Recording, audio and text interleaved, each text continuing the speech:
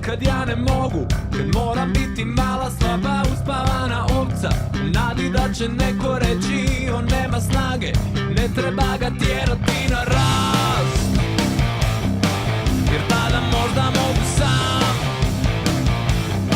Da sutra ne zavrišti, nema više sutra, i ostajem u smradu znoja i on me vuče u praznilo bez odgovornosti za sitnu stoku. Ne razbija glavu mišlju da li je gaze, jer lakše je biti uspavan.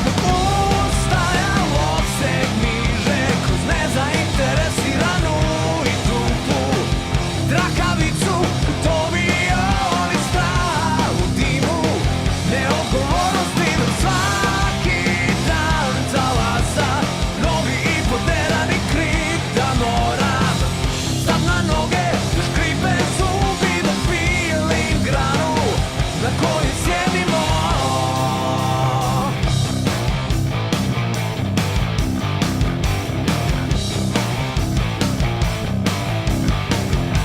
Jer kad se jednom padne, polome se kosti svađe, i tad se vidi miže s parenskim i kako ustaje i čisti prašinu sa drugih pored sebe iz više kaste. To mi može pojačati vid, tada opet mogu sam. Do sutra ne zavrišti, ovisiš o sebi, a ne vjeruješ toj ovci i nećeš dugo, dok ne stavete tu na hladno da ne propadne.